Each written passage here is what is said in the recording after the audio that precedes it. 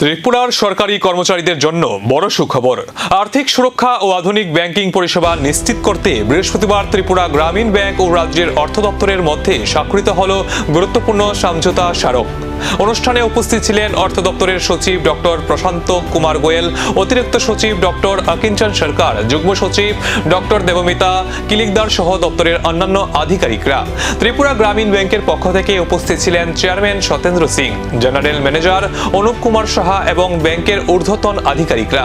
Bank সূত্রে জানানো হয়েছে, এই প্রকল্পে সর্বোচ্চ 22.50 কোটি টাকা পর্যাপ্ত দুর্ঘটনা বীমা কভারেজ দেওয়া হবে এবং এর জন্য কর্মচারীদের কোনো প্রিমিয়াম দিতে হবে না।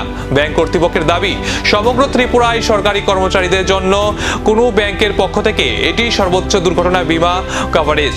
এই উদ্যোগ সরকারি কর্মচারীদের আর্থিক সুরক্ষা ও আধুনিক ব্যাংক পরিষেবা নিশ্চিত করার ক্ষেত্রে গুরুত্বপূর্ণ পদক্ষেপ হিসেবে বিবেচিত হচ্ছে।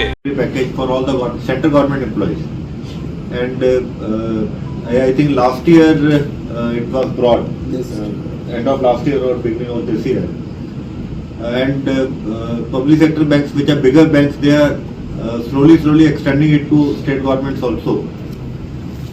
But I am very happy that TGB has emulated the initiative of the bigger banks, and maybe the features which I have heard, maybe at some places the features which are being offered as a part of the salary package are better than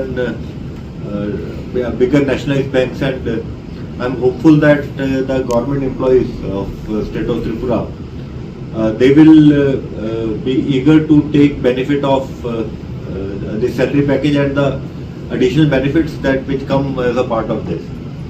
About Tripura Gramin Bank, এই কর্মসূচি বাস্তবায়নের পর কত দ্রুত সরকারি কর্মচারীরা এর সুবিধা পেতে শুরু করবেন, এখন সেদিকেই নজর সকলের।